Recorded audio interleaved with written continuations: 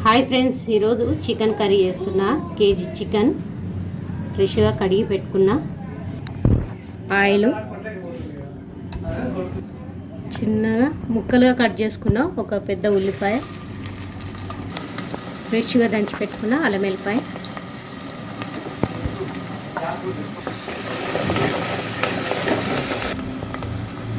ఇప్పుడు చికెన్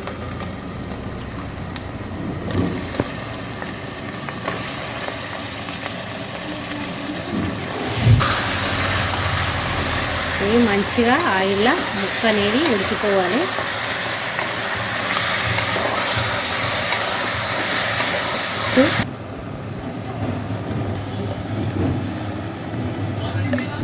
కారం,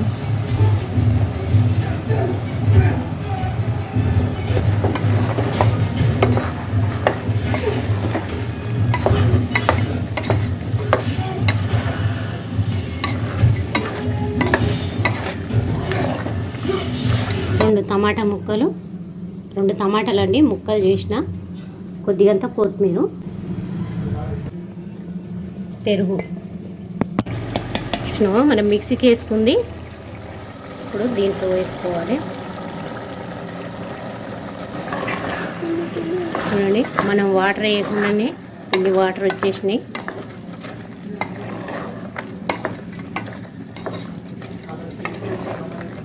టేస్ట్ బాగుంటుంది ఇది కర్రీ. గరం మసాలా,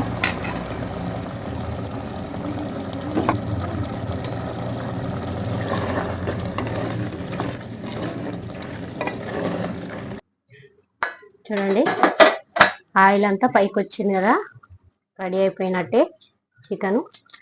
లాస్ట్లో కొత్తిమీర అండి.